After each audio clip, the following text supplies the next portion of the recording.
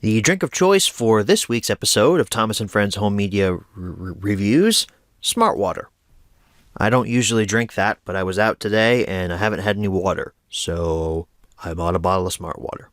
You guys are so invested in what I'm drinking for these episodes of Thomas & Friends Home Media Reviews. At least I think you are. I don't really know, to be honest with you, but be nice if you were.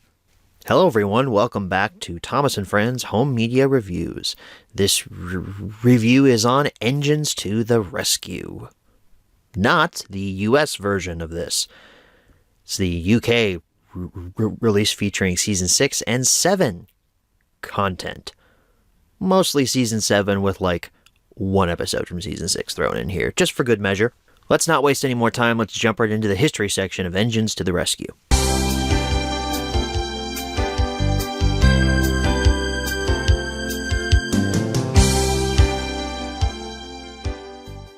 So Engines to the Rescue first hit VHS and DVD on March 1st, 2004. Our first VHS release here in this new season of Thomas & Friends Home Media Reviews, if I'm not mistaken. Yeah, because last week, the complete Season 6 didn't get a VHS. So, yeah, this is our first VHS release for this new season. Isn't that exciting? The poster art is exactly the same for both of these releases. 3 years later, on June 11th, 2007, the DVD of Engines to the Rescue got reprinted, and it now came packaged in a carrying case. It's got a little handle up there on the top. These are common in Australia for some reason. A lot of the Australian copies of Thomas Home Media that you'll find on eBay and stuff, they have carrying cases like this. I'm not really sure what the purpose is. I guess it's for kids to be able to carry their DVDs around with them to places, but why would you need to carry your DVD to places? Okay, it's a weird variant, but there it is. Then on March 9th, 2009, Engines to the Rescue was reprinted again. However, this time it was included in a triple pack over in the United Kingdom. The triple pack included Engines to the Rescue, the Chocolate Crunch, and Peep Peep Party. I assume the Chocolate Crunch is the UK's version of Percy's Chocolate Crunch, and then Peep Peep Party, I have no idea what that is. I've heard of it, but I don't know what's on it. Engines to the Rescue didn't last very long. That's a shame, because this release actually isn't too bad. But that's getting into review territory. We're not in the review just yet. That's it for the history section. Let's move right along to the close-up.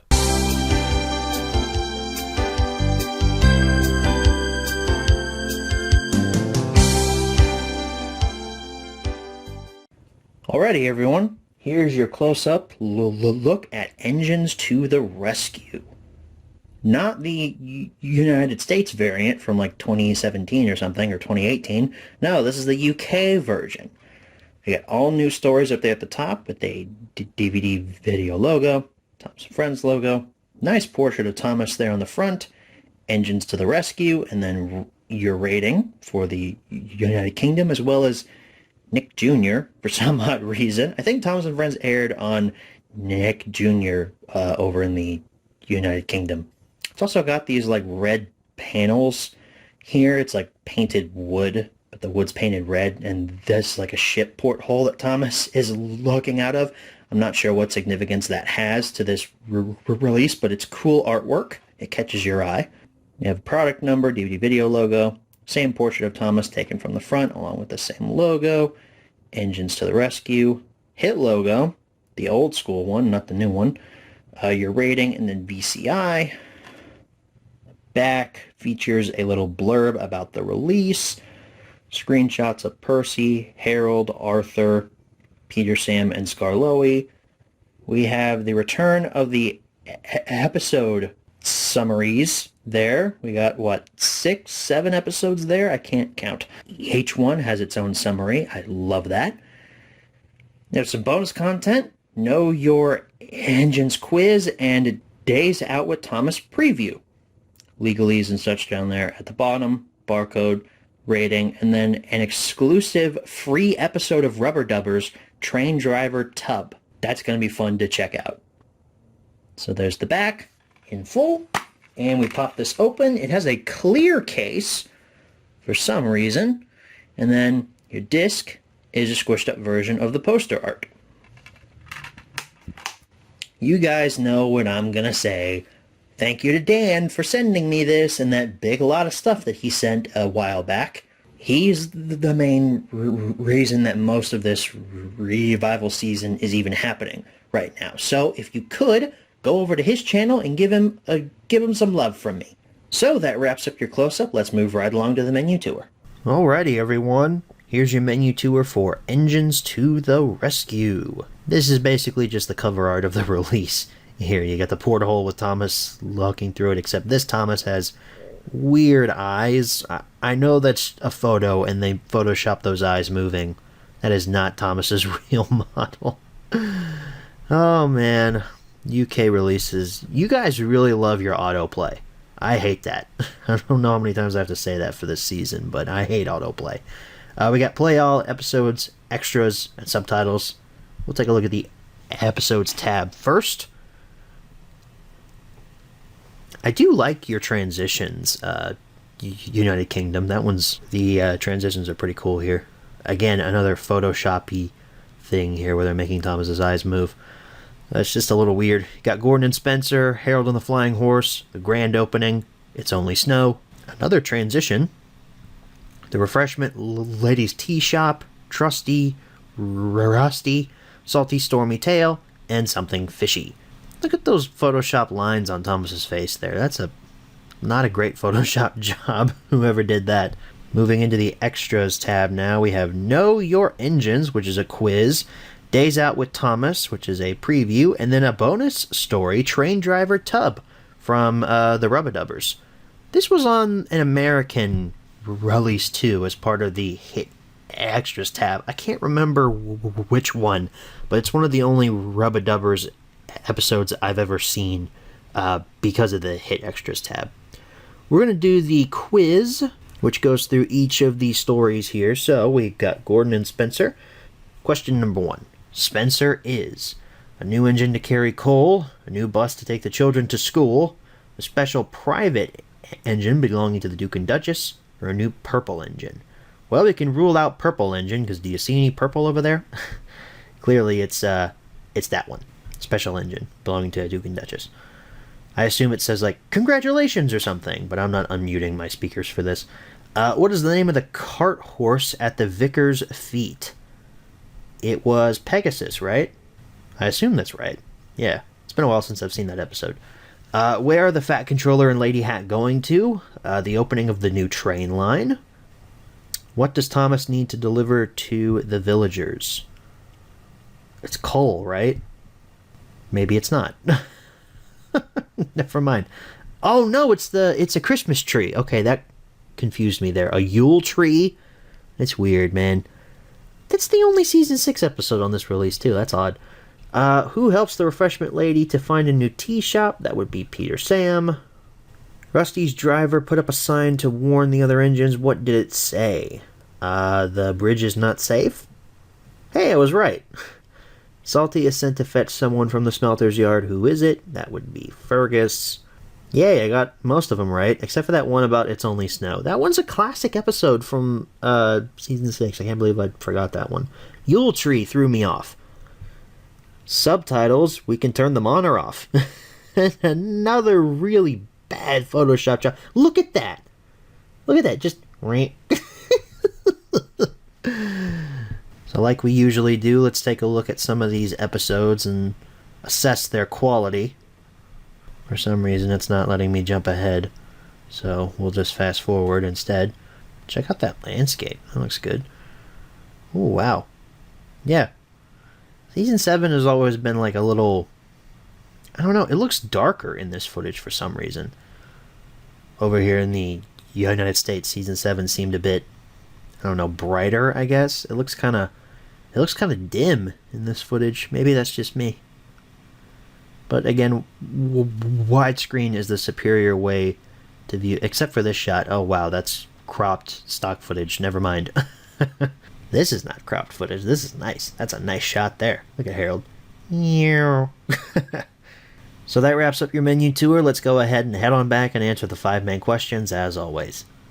Leave this weird Photoshoppy Thomas behind. Alright, so back from the close-up. Now it's time to answer the 5 main questions as always. Number 1, where can you pick this product up? Well, if you live in the United States, eBay, Amazon, online retailers, you could get lucky and walk into a Half Price Books and find it, but so far, just try to look online. Number 2, is this product still being printed nowadays? The last print was in 2009.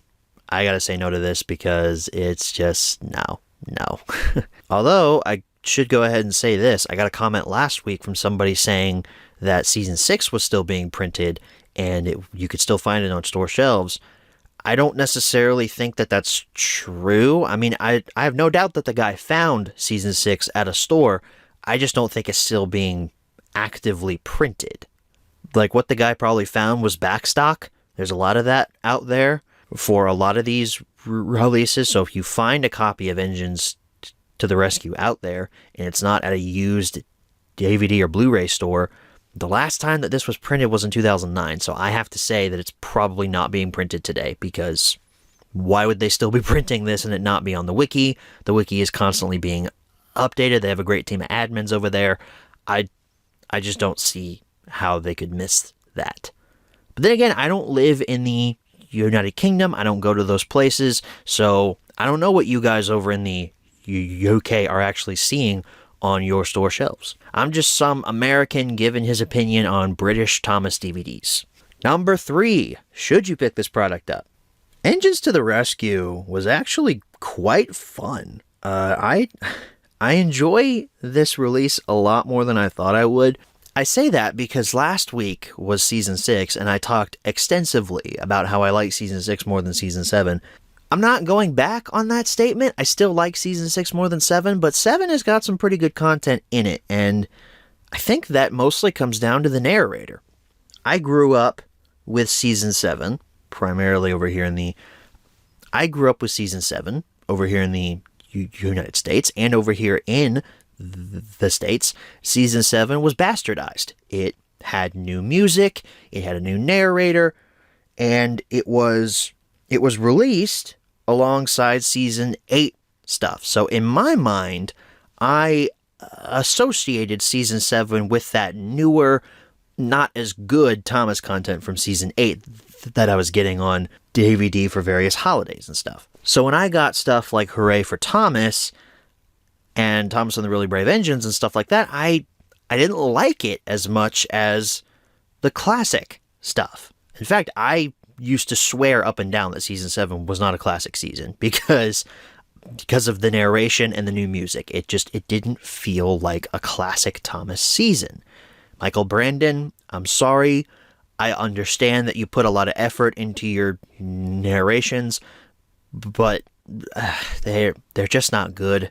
However, watching a lot of these episodes now with Michael Angelis narrating, they're in their proper aspect ratio, and they have the proper music. I like a lot of these episodes more than I thought I did. Starting off with Gordon and Spencer. Now, this episode, I mean, I've heard Michael Angelis narrate this numerous times because New Friends for Thomas over here in the United States. However, after hearing both of these dubs, you can clearly tell where Angelis had to go back and redo lines for the American dub.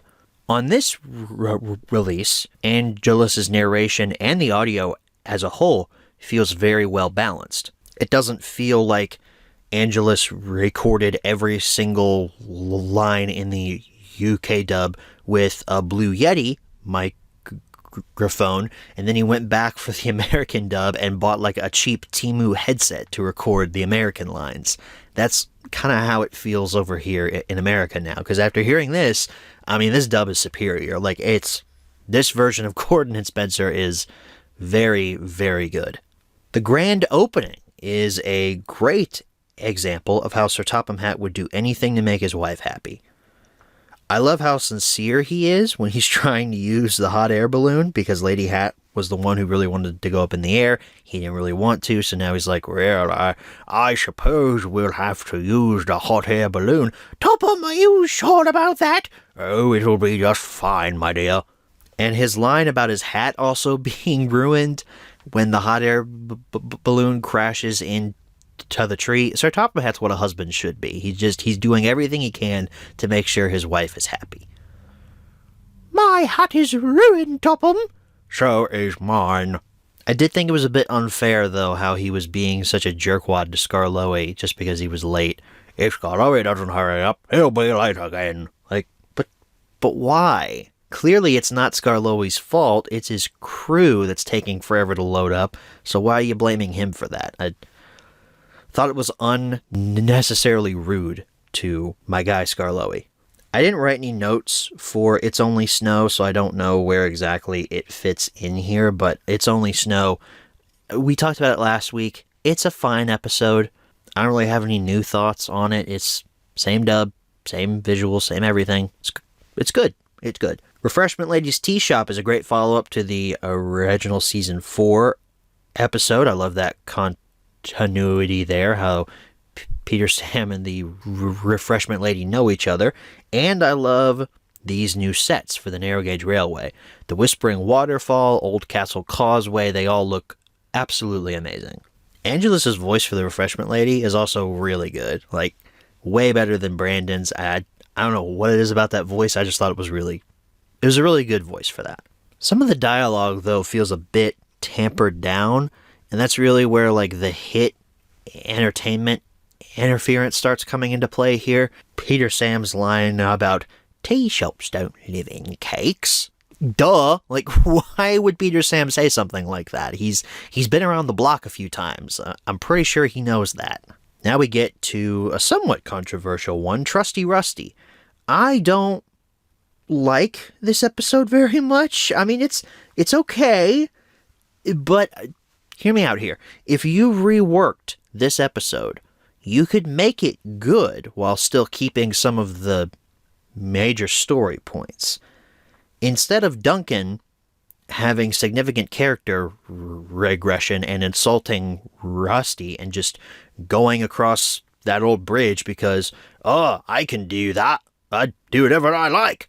And having his driver be his hands and feet, basically, you could have it set up to where maybe a lazy workman forgot to put up that sign, and perhaps Duncan is on his way home really fast because we're still keeping that Cole storyline there. He's running out. So he's like, okay, I'll go this way. And apparently he hasn't learned about the old bridge that's falling apart because Rusty hasn't told him yet. I mean, there's a way to do it to where you don't have Duncan's character regressing back to Season 4 territory and he can still move forward as being an active character. And then since no one knows that Duncan is there, have Rusty show up to fix the old bridge, and boom. Oh no, it's Duncan! Rusty, help me, I'm going to fall! You see what I did there? We cut out the character regression, but reworked the story just a little bit, and kept those very same story points, but made it more consistent with the classic series. I feel that would have worked better. Salty's Stormy Tale has some amazing effects work with the lighthouse, that old tramp steamer. Fergus's prop in general is just so impressive. However, we find ourselves with that ever-present problem. Character regression. That's the whole thing. That's really one of Season 7's main problems, is character regression. It was a problem back in Season 6 too, but it's a major issue here with this and Trusty Rusty. Thomas and Percy would never make fun of Salty's voice. I'm sorry, but they just wouldn't. That's not in their character to do that. Those two have been around the block, just like Peter Sam. They've matured, perhaps back in maybe Seasons 1 or 2. Thomas and Percy might have done that, but here in Season 7, they're older. They've matured. They wouldn't do something like that. That's just lowbrow humor type thing. I'd say you switch out Thomas and Percy with two other characters who don't interact with Salty too much, or maybe they're meeting him for the very first time. I'd say Bill and Ben, but they've already had an adventure with Salty in the previous season. They had to spend the night at the docks with him, so they know how his voice sounds. Maybe like, I don't know, Ari and Bert or something? But then would that make a whole lot of sense if we keep Emily in the story for her to chastise Ari and Bert, because she doesn't really know them all that well? It would make more sense for her to chastise Bill and Ben, but then again, we run into the problem of they already know Salty, and you really want to keep Emily here since she's new for season 7. You want to push her forward in a lot of episodes, make her have a lot of appearances, so it's hard to say who I would switch Thomas and Percy out with, but you'd keep those main story points, just switch a couple of characters out. If I said that back in like 2004 or whenever this episode was produced, Hit would probably like just shrivel up in their seats like, what? Cut out Thomas and Percy? How will the children ever relate to this episode? No, we must have Thomas and Percy make a cameo in every single episode. It is Thomas's series, after all. Right, okay, but let's think about this. Did Thomas make an appearance in every single episode in the classic series? No. Was he in every single episode from seasons 1 to 5? No, he wasn't. Guess what? The show was still very popular. You don't need to constantly have Thomas appear in every single episode. I know I'm speaking like post-mortemly because Thomas is dead now, and none of these issues can be solved, but you don't need to have him appear in every episode. Especially not here, since it doesn't make sense. Why is he at Brendam Docks? Is his branch line near Brendam now, for some odd reason? Why is Percy here too? Percy I could see actually going to Brendam more than Thomas would, but why are they here? What is their purpose? Their purpose is to make fun of Salty and kick off this whole story. We could even shrink it down further and make it only one character that makes fun of Salty and Emily chastises. We could do that. How would you guys fix Salty's Stormy Tale? Tell me down in the comments. Harold and the Flying Horse is also a fun episode. I still really enjoy Michelangelo's voice for Harold. It's just so much better. I enjoy it a lot, and I like doing an impression of it, even though I have to pinch my nose while I do it. I did notice when watching it this time that Pegasus is a boy. Weird name for a boy horse. I always thought Pegasus was a girl. that always seemed like a girl name to me. And what is up with the British phrasing of garden party? Feet? What? Speak American. What the hell even is a kilometer? Come on, guys. Regardless, it's a good episode. I enjoyed it. I always like it when Harold has a spotlight episode here or there. It was a little bit weird to see stock footage cropped to 16:9 widescreen. Then we round things out with something fishy. This is just a really fun episode. I really like that Arthur's the spotlight character. It's like one of his only spotlight episodes, to be honest, which is really sad because Arthur's really cool. I like how it keeps continuity with a previous episode in the Thomas series. In season 5, we find out Thomas really hates the smell of fish. Boom, here in season 7, he still hates it. He doesn't want to work this line. The crash is also really fun, and it's kind of funny to watch Thomas's model just fall off a pier. Although, why are there train tracks on a pier? That doesn't really seem like it would be a thing. And how does it work? The narrator says that there's faulty points, and I assume that the points, made Thomas uncouple from the freight cars, or though maybe he wasn't coupled to the freight cars to begin with, but why wouldn't he be? It's a fun crash. I'm not going to look too far into it, but I like the episode.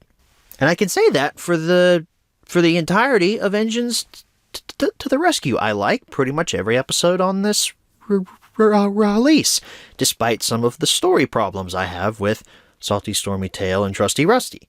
The bonus features on here are also really cool. The fact that we get a bonus episode of the Rubber-Dubbers is really fun. It's also train-themed, which, chef's kiss there. Whoever made that choice, shout out to you, because you made an obvious thing that should have been made. And again, the quiz. I don't know why I like these quizzes so much, but I like the quizzes. We didn't get anything like that over here in the United States on our physical media stuff. So it's really nice to see that here. Engines to the Rescue is really fun. Originally, I thought, yeah, it's going to skate by with maybe a minimal recommend, but no, I'm wholeheartedly recommending Engines to the Rescue. It's got my full support behind it. I really like this release, and I think you should pick it up. Number 4, where should you pick this product up? Anywhere that you can find it. And number 5, what price should you pay? Well, it's not really being produced anymore, so just by itself, you can find it on eBay for probably about 10 to 15 bucks. That's including shipping and conversion rate and all that, because if you're importing it from the United Kingdom, you're paying the Great British Pound for it. So probably around, maybe with the conversion rate, be around 15 to 20 for it. If you got it from the United Kingdom. I don't know, though. I don't know. I didn't buy mine from the UK. I bought mine from Dan, and he didn't charge me that much for it. I don't know how much he charged me for it. It was a lump sum that I paid for that lot. So thank you, Dan, by the way, for this. Well, folks, that wraps up the episode on Engines to the Rescue. And if you'll excuse me, I'm going to take another drink of my smart water while you all speculate on what release is coming next week.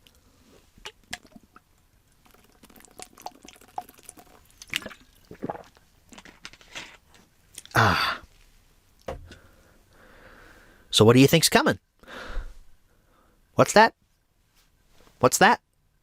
A CGI DVD? Well, we haven't done one of those yet this season, but at least not one that's fully CGI. We've had CGI episodes, but we haven't done one that's fully CGI here in this revival season, so why not? Thank you for the suggestion, faithful viewer.